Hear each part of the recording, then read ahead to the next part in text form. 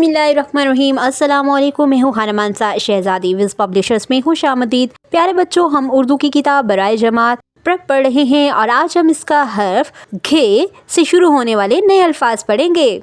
घोड़े को घास खिलाने के बाद उसका मालिक उसे बांधकर घर चला गया। यहाँ पर हमने देखा घोड़ा घर, घोड़ा घर। ये है घे, घे की आवाज़ है घ, घे घ घोड़ा, घे घ घर।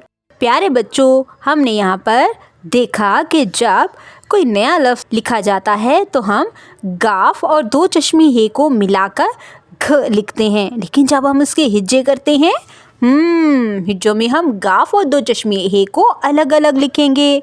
प्यारे बच्चों, ज़रा सोच कर बताओ कि आप कभी घोड़े पर सवार हुए हैं?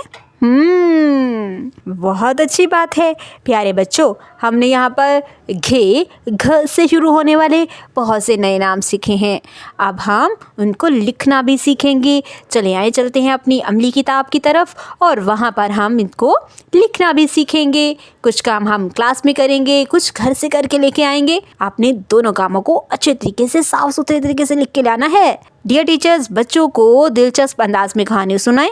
बच्चों को हर्फ घे की इब्तदाई आवाज़ दोहराने का कहें।